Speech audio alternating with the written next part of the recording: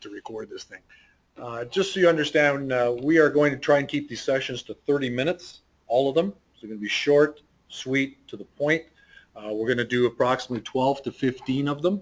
So you'll have ample opportunity to join us at any time this year. We're going to have specific sessions on new laws of the game, as well as referee protocols and any other new developments in York Region. Okay? So let's get going. And if I can get this going, it would be fantastic.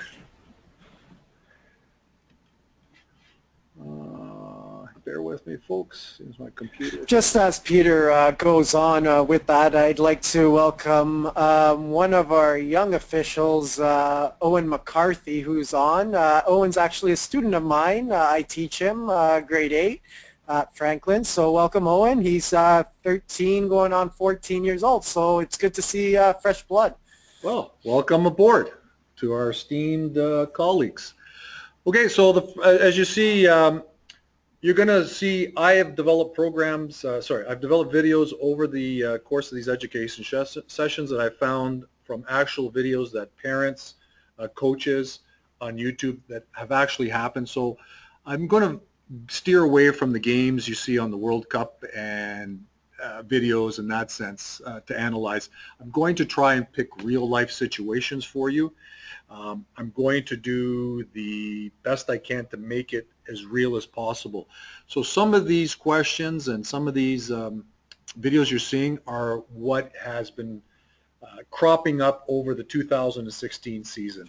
So hence why I'm gearing these questions and videos towards that. Okay, here we go with question number 1. The attacking team takes a throw-in deep in the opposition's half and the ball bounces straight into the goal without touching any players. And I've given you 3 options there of what you should do.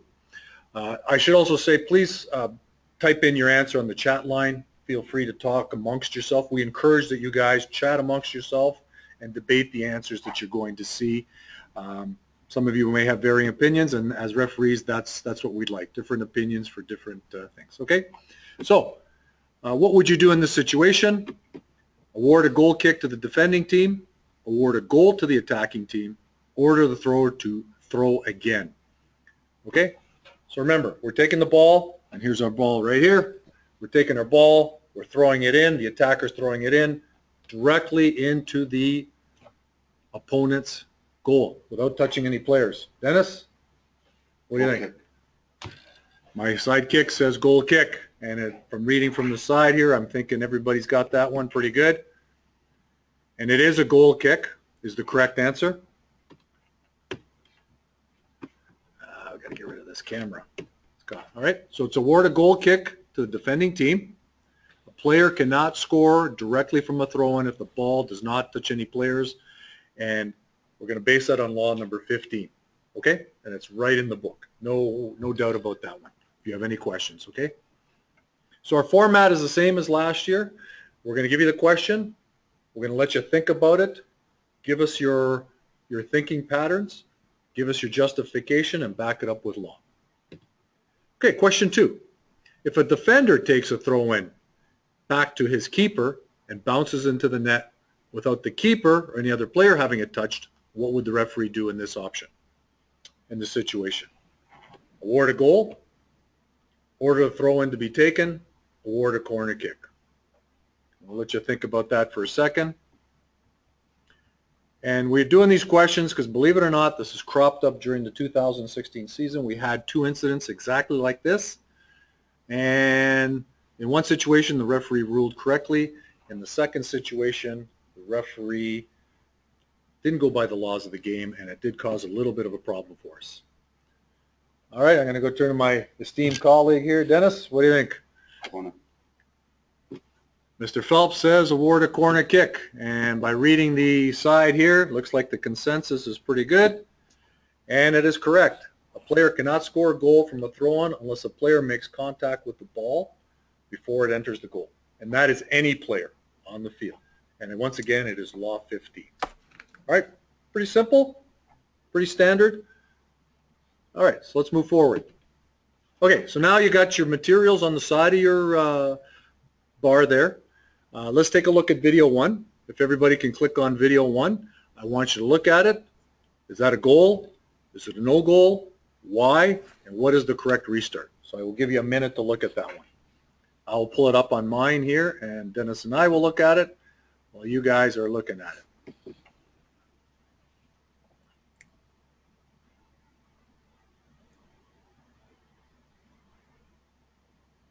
really slow on our side here. All right.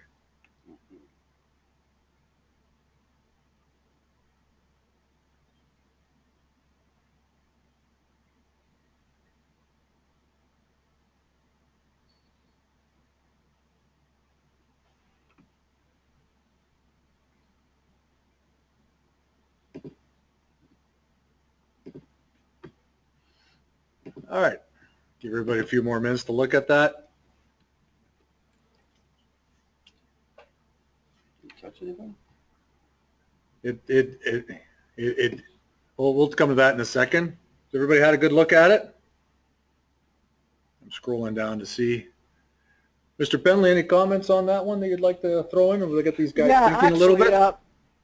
Actually, something came to my mind. I'm glad Dennis said it.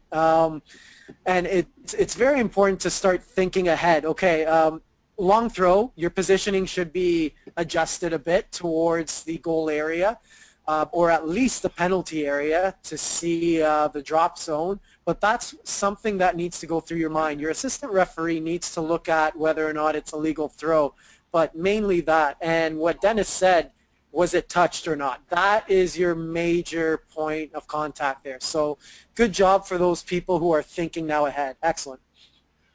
Okay, thank you. All right, so let's take a look at the throw-in first. Did anybody have any problems with somebody doing that flip throw-in? What do we think about that flip throw-in? Legal, not legal? Before we actually go to the ball going into the net, we need to determine, does anybody see any problem with that type of doing the old flip and then throwing it in? So for those people who said not legal, if you guys can just provide a justification on why not. Okay. So before we go to the goal, let's back it up a little bit. So let's talk about the actual player taking that throw in. If you want to view it again, go ahead. So what this player does is runs up to the line, does a flip, and as she comes out of her flip, throws the ball.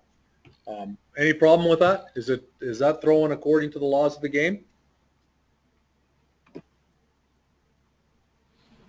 And as I'm seeing, most of the people say yeah. And Peter, as you're an assistant referee, how would you see that throw-in? 100% good. As long as both feet on the ground behind the line or touching the line, no problem. And as facing the field, some people are mentioning that is key towards that play. Excellent. Okay, so the throw in itself, and we've seen this happen during the year, and I actually gave a YouTube video from a game that a parent actually recorded. It was a perfectly legal throw-in. Feet were down, facing the field. The ball came from behind her head. Okay, so it was a good throw-in like that. All right, perfect. Not an issue with the throw-in. Okay, so let's move forward now to the ball being thrown into the penalty area. And as Peter said earlier, your positioning should be closer to the goal area and the penalty area because you already know this player is going to take a long throw. So you should be moving into that. And if you notice closely, what happened as the ball entered the penalty area towards the goal? If we all observe that, what did we see? Did it touch anything? And if you were in good position, you'd see that the goalie actually put their hand on the ball before it entered the goal and tapped it into the net. And what did we say in the previous two questions? We said a player cannot score directly from a throw-in unless it touches another player. In this instance, the goalie touched the ball and then it entered the net. Therefore, we have, Dennis, a goal. Okay? It is a goal. Good positioning by the referee too, and he signals right away deflection, telling everybody the keeper touched it before it went in the net. Actually, great positioning by the referee. Correct. So as our question says here, let's take a look at video 1. Okay, it is a goal. Law 15 actually says you can't score directly, but as we said in this video here, the goalkeeper touched the ball, entered the goal. The restart is Goal, and it's a kickoff from the center line. Okay, it is a goal. Okay. Speaking about kickoffs, new rule this year is for kickoffs. Kick back, forward, Yeah, sideways. kick any direction. Kick any direction. Okay, that is starting for us this year. You've been watching the leagues overseas. They've already done that. Okay, question 4. So let's take a look at video 2. What is your call, and did an offense occur? All right, so I'll give you a minute to look at that.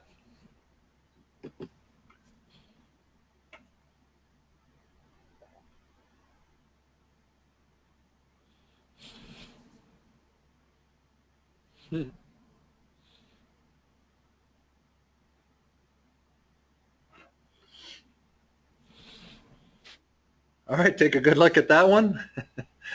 We'll let you mull that one over for a second.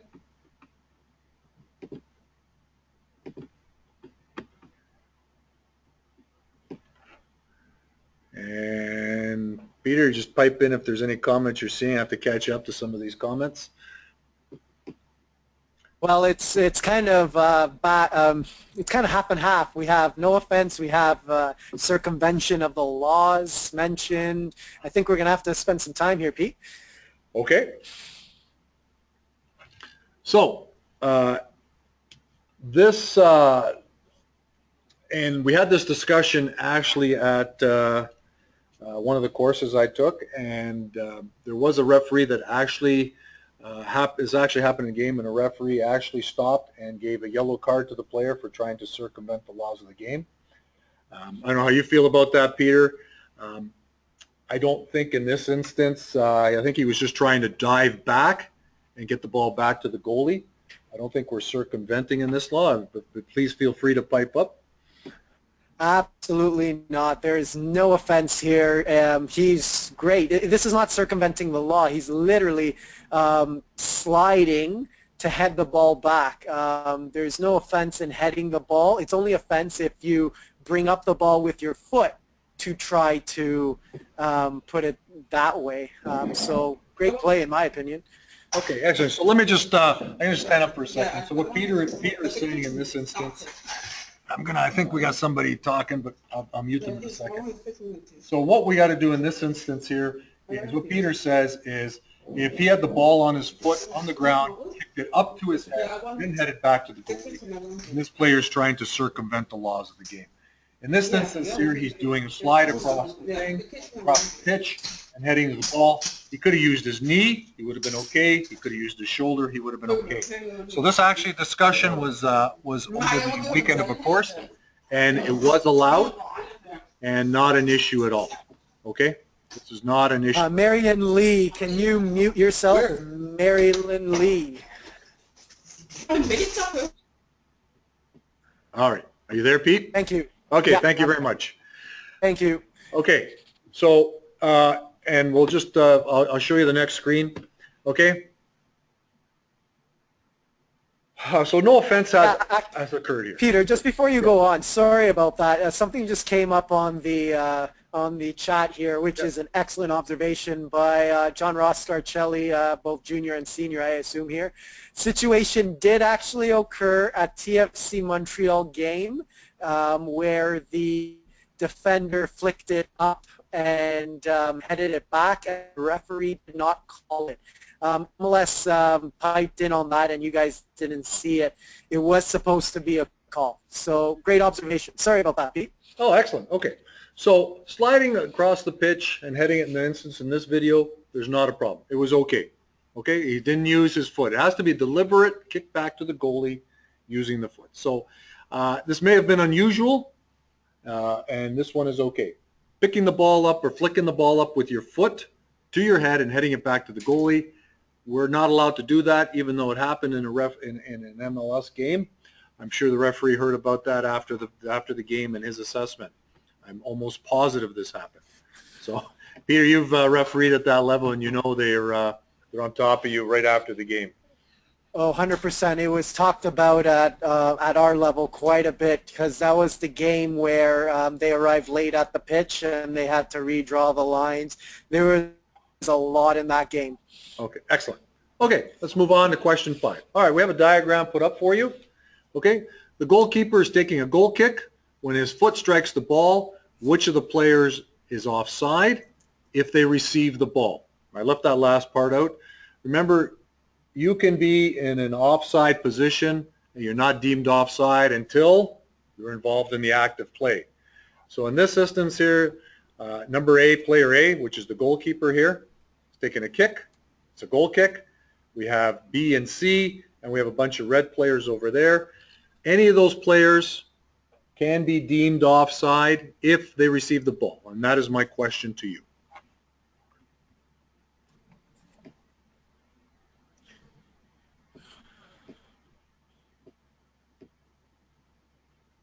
And let's see, how are we doing out there? I got a couple of B's, I see some C's, I see lots of nones. Dennis, what do you think? Goal kick? Nobody. If it's directed from a goal kick, can't be offside. Can't be offside. All right. My cohort says no offside directly from a goal kick. Correct. And I'm going to say let's concur. All right, so none of them. Any player in an offside position cannot be deemed offside if they receive the ball directly from a goal kick, actually corner kick, throw in. Okay? You're good. All right? You're directly good. And I actually learned something else. What did we I asked you a question this weekend, Peter, about drop kick too, right? Yeah. Yeah. Remember drop kick? Yeah, even a drop kick. I even learned something new because the ball is received from the referee, apparently. So. Oh, you mean a drop ball? Drop ball. Drop ball. Yeah, drop ball. Yeah. But we got to make sure that a drop kick, as we call it, from the goalie's hand, you can be deemed offside. Okay. Excellent. Okay. Any question about that? You cannot be offside. Law 11 says in these three instances, you cannot be offside. Goal kick, throw in, corner kick, receiving the ball directly. Remember the key word, directly there. Okay? Deflections don't count. All right. Any questions on that, Peter, from our audience before we move on? No. Yeah, your microphone is cutting in and out at times, Peter. It must be, I am in Whitby, eh? I'm not in it is sunny Whitby. There apparently is a big storm out there. Hey? Okay, question 6. Let's move on. When a team makes a substitution, how should the substitute enter the field?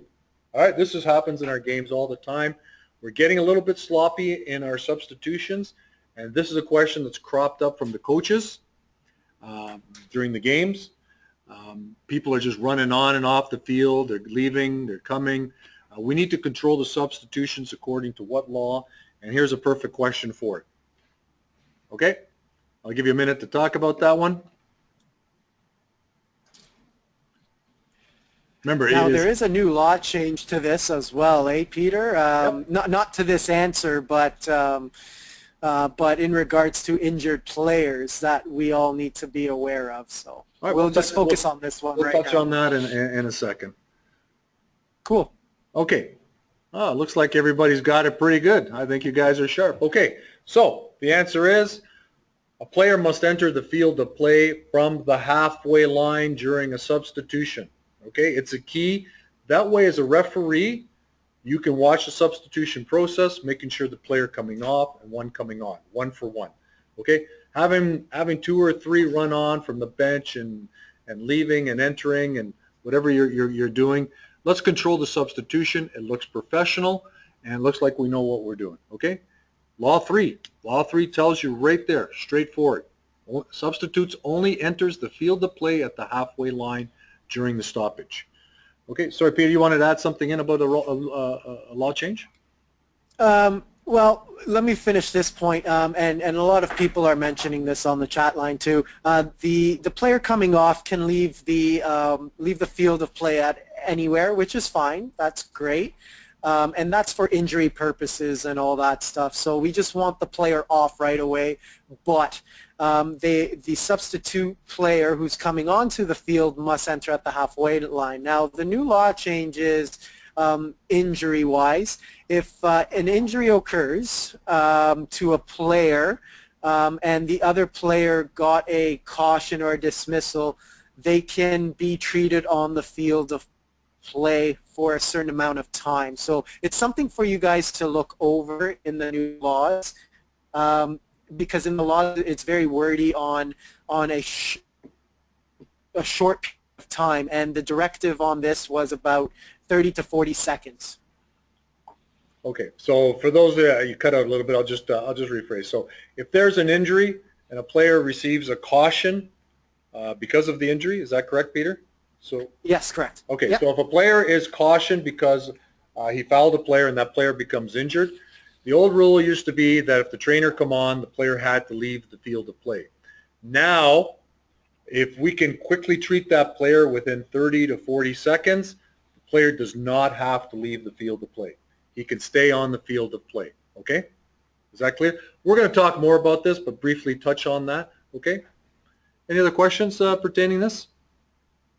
Okay, so once again, substitutes need to come on at midfield or at the halfway line.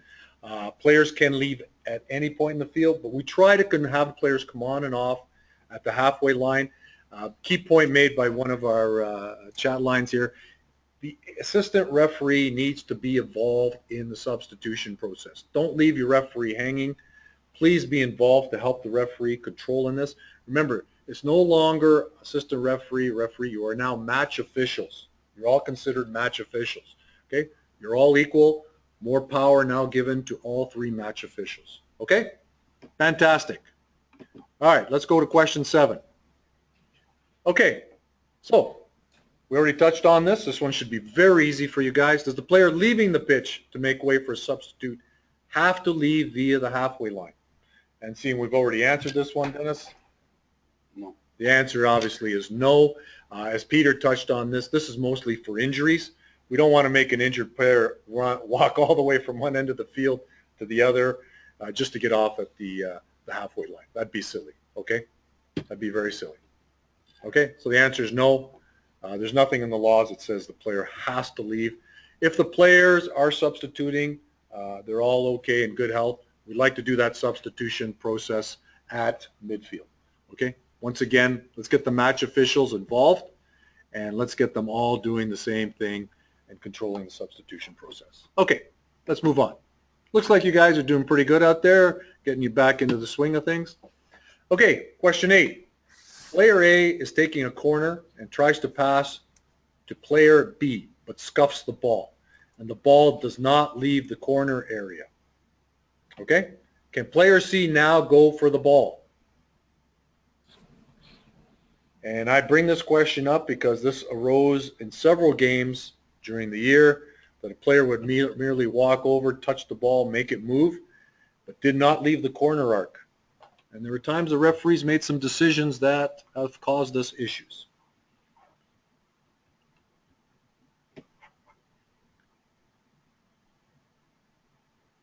And what are we having out there, Peter, for answers? Kind of more 70-30 of yes, but a couple people saying no. All right, so I'll talk to Alex at school about that. Alex, hope you don't get a detention over this one.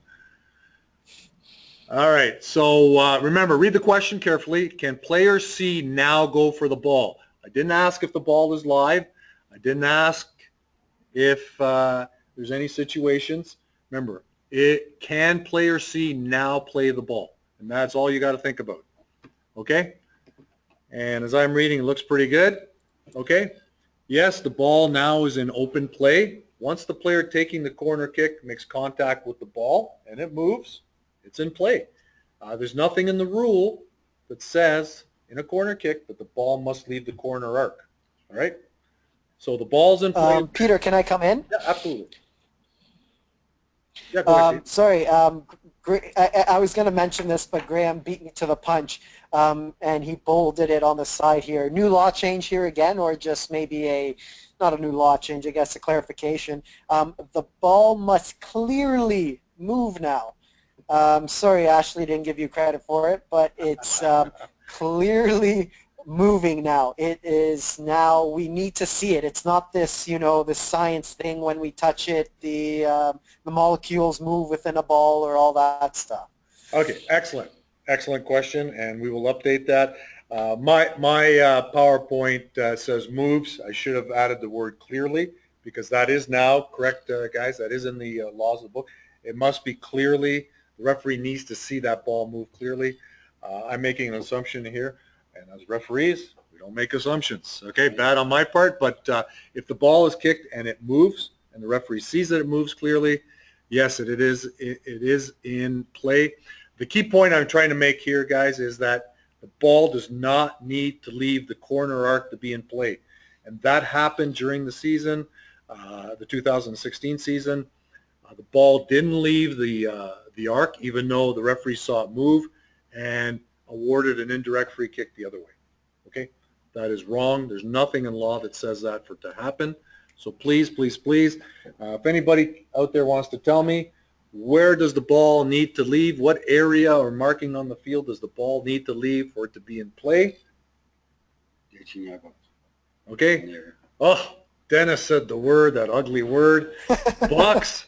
It is the penalty area, Dennis, and he is correct though. The ball must leave the penalty area to be live before it can be touched or put into play. Okay. The corner arc is not such a case. Okay. We're clear on that? Excellent. Okay, whoops, got to go back. Question 9, okay? And this happens, what was question 8? Okay, question 9.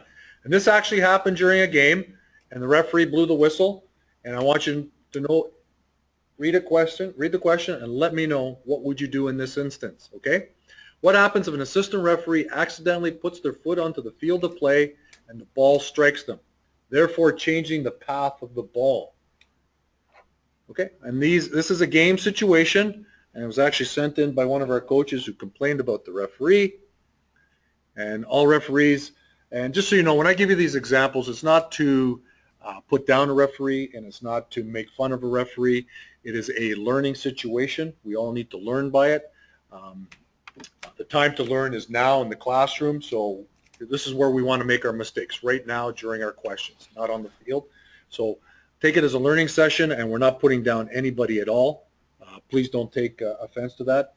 And these are situations, again, that have actually happened, and we want to make the correct call. And Peter, what are you reading on there?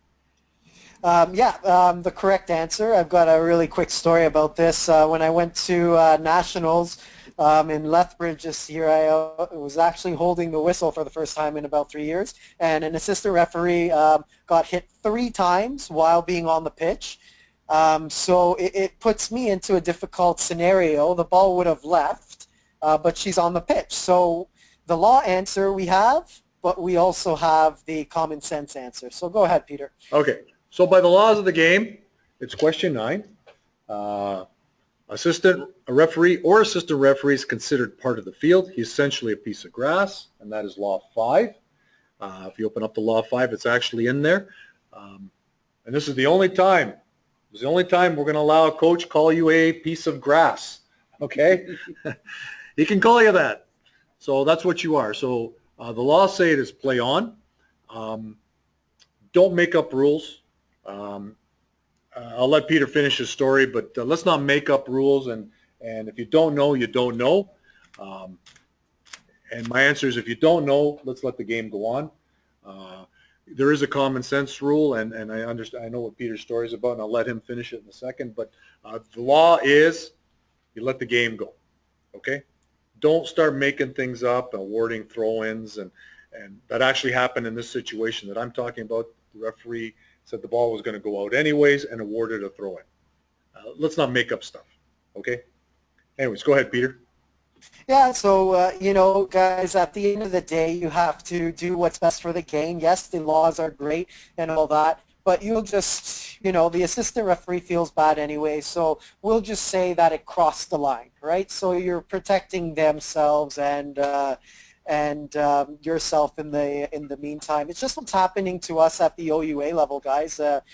With the football goalposts, are we really going to be playing a drop ball because the ball didn't leave the field. So this is where common sense comes into play, as long as you can massage the laws. Excellent. All right. Oscar, you're putting your hand up. I'm not sure why you've got your hand up. Put your hand down, Oscar. All right. All right. So any question about that? We're doing well. All right. Let's move on. Question 10. Where should the referee stand during a penalty? And that refers to a penalty kick during the game and not kicks from the penalty mark. Okay? And this has caused us problems at times. Okay? I've given you several options here. Remember, this evolves during a penalty kick during the game. All right. One on each corner. Should one assistant referee on each corner flag? Believe it or not, we've seen that happen. That's why I'm giving you these answers. Both at the halfway line. One at the corner flag and one at the halfway line. One where the penalty area intersects with the goal line. And one at the halfway line or in line with the last defender. And I'll give you a second to talk about that and see. And the answers I've given you are the answers that have come back to us from coaches. And Peter and I teach laws of the game for coaches. And some of the responses we get back is some of the answers that I'm putting in here. Okay? Sorry, go ahead. Sorry, there was a funny comment by Phil. Are there AARs? And believe it or not, that doesn't change the referee's position, but it would change the assistant referee's position if there was AARs. And I was seeing Phil up to this. So good diligent piece here. Good job. Okay. I'm not sure what telegraphing means with the answers. Ashley, maybe you can clarify that. I'm not sure what he means. Anyways, so this actually happened in a game. We actually had both assistant referees come down where the penalty kick was taken, and I was aghast when I heard about this. That's absolutely no-no. Okay, so you can see our diagram, right? It's where the penalty intersects with the goal line, and one at the halfway line or one in line with the last defender. Okay, that's where you want to be. Any question about that? Referee may be a little bit close in that instant, but we'll let him get away with that because he is the professional referee.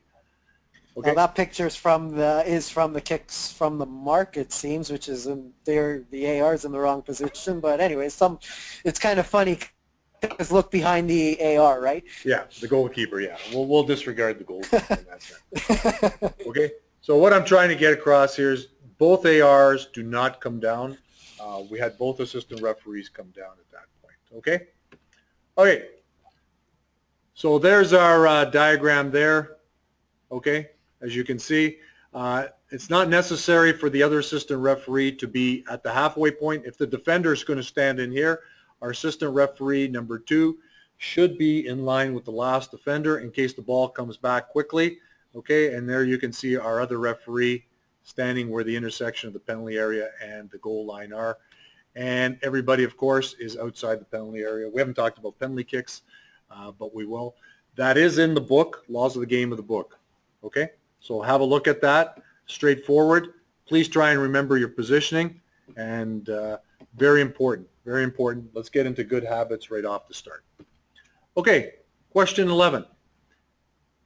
If the referee orders a penalty kick to be retaken due to the kicker being off his line infringement, does the same player have to retake the penalty kick? And this has actually happened. It was a game out in Vaughan Grove. I don't know who the referee was, and even if I did, I wouldn't mention because it's not fair to him or her. But this does happen occasionally. A player the referee orders a kick to be retaken. For one reason or other, the player may have gotten injured, changed their mind, bad nerves. Does that same player have to take the kick again? And how are we looking out there, Peter? We're looking at about 80-20 towards no, but there is quite a number of people saying yes. Interesting.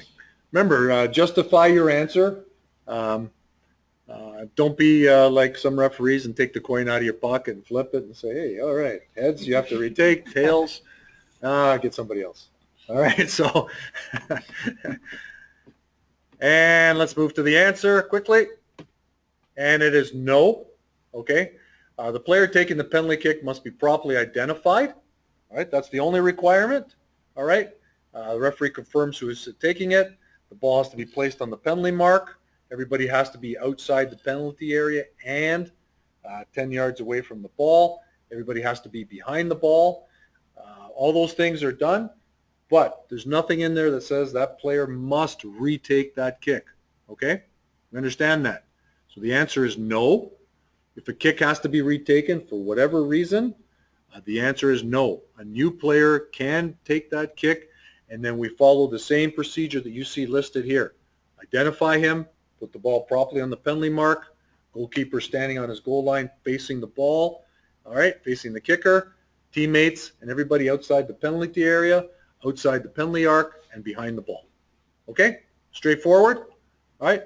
And that is Law 14. Okay? Beautiful. Let's move on. Question 12. And this happens not too much at our district games, but it does happen in tournaments. It does happen when you're playing in a game with a large crowd, whether it's a kid, whether it's done intentionally. And this has happened. A player thinks he hears the referee's whistle, so he picks up the ball, but you haven't blown your whistle. The whistle came from the crowd. What would you do? Okay? And I'll give you a couple of minutes to think about that one.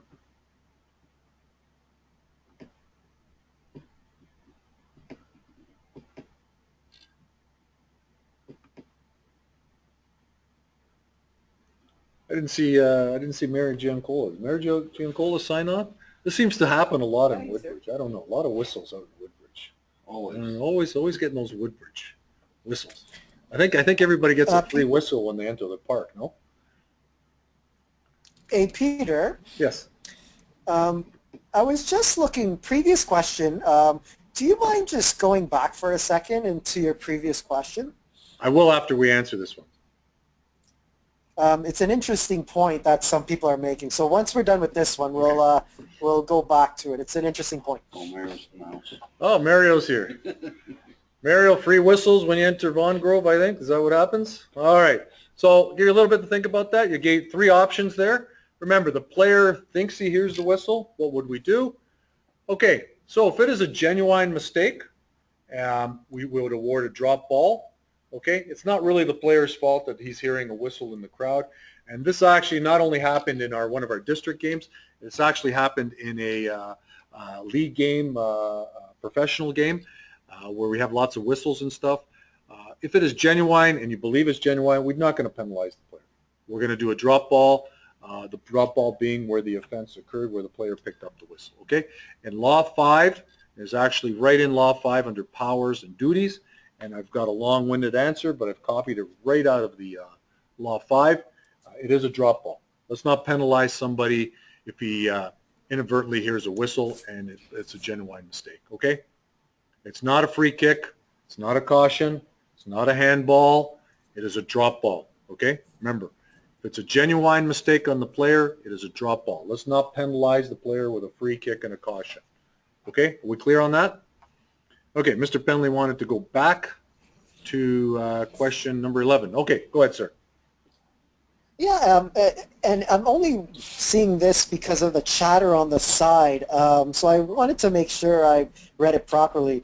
Okay, so in the new law book on page 154, which you guys will be getting soon, offenses by the goalkeeper during Law 14, the penalty kick. Interesting here. The goalkeeper is cautioned if responsible for an infringement. So as the law has been changed to deal more strongly with a penalty kicker who illegally feints, it is consistent that a goalkeeper who infringes the law causing a retake is cautioned. So this should encourage goalkeepers not to infringe this law. So very interesting.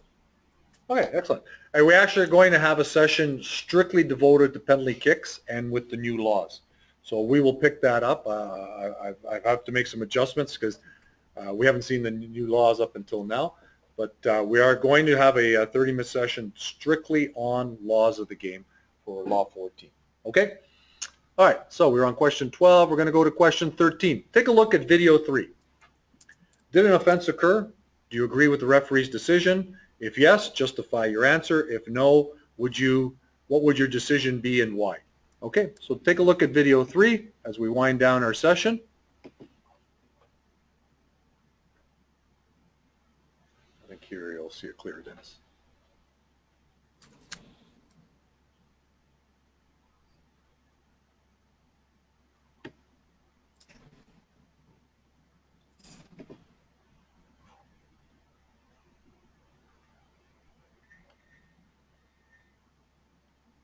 The nice thing about this is the parent actually videoed this beautifully. He's even done it in slow motion for us.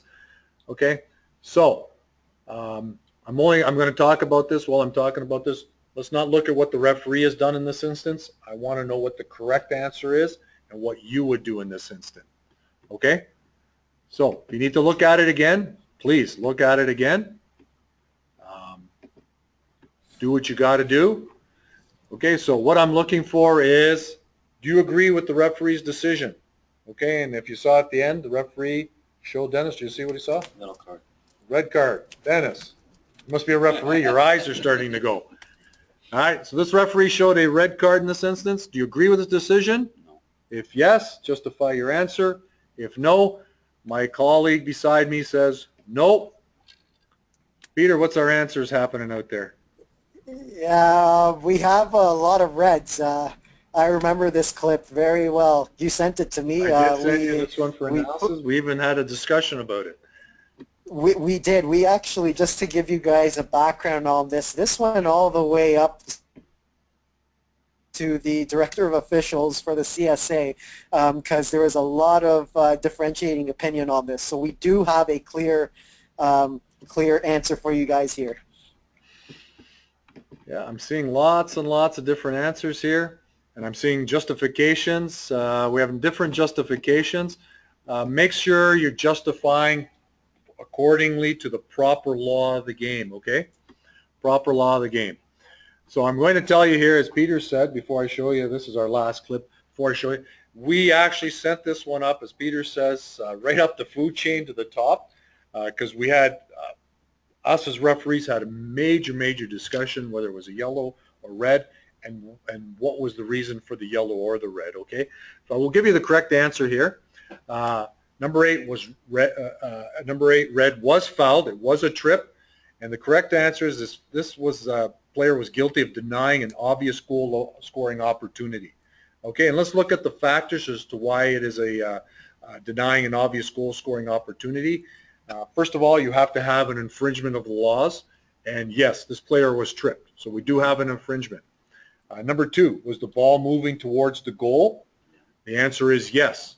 Was there any defenders between the player and the opponent's goal? And there was no defenders there. Okay? Did the player have control and playing distance of the ball and able to play the ball in an obvious goal scoring opportunity? And the answer is yes. All right, if this player wasn't... And this is the point.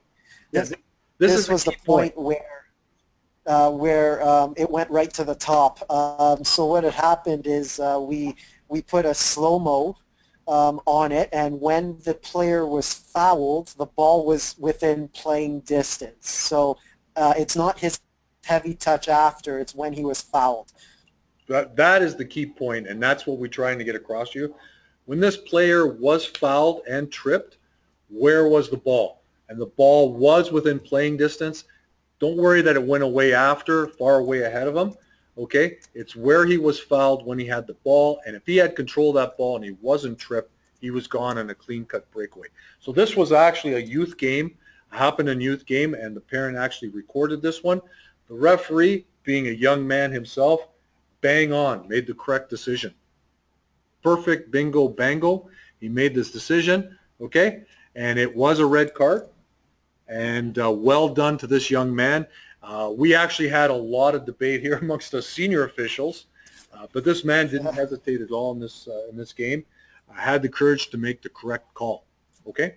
And that was the correct call in that instance, okay? Any questions on that one, Peter, that you're seeing as they're typing in? It was a very good call by this young man, okay?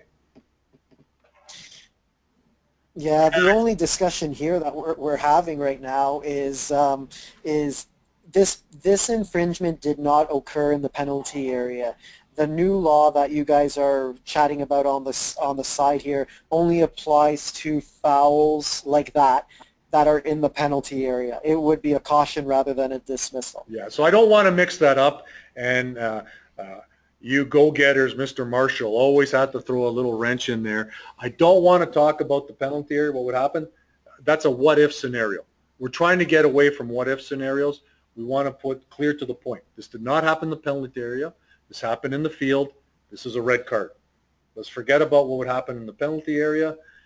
We're actually going to discuss a PowerPoint on Law 12, denying an obvious goal scoring opportunity in the penalty area. There have been some law changes there, but this happened in the field of play out of the penalty area. This young man made an excellent decision. Well done, well done. Okay. Any other further questions about that that are cropping up that need to be answered? No, I think we're pretty clean here. Yeah. Okay. All right. So as I promised you, we're a little bit over 30 minutes. I'm trying to keep this up to 30 minutes. We are done for the night. I'm going to leave the PowerPoint up for until 9 o'clock. You can watch these videos again and watch the PowerPoint presentation and actually chat amongst yourselves. It will be free there. I appreciate everybody talking amongst themselves. Thank you very much for your extra points. Next time I'll try and get a co-host that doesn't talk as much. As you see, Dennis is talking our heads off here. All right. If you want to see Dennis, we are mounting his statue in front of the YRC office. Dennis, you are an icon around here. How many years you been reffing, Dennis? Oh, too many years. Too many years, okay. Thank you, everybody, for your comments.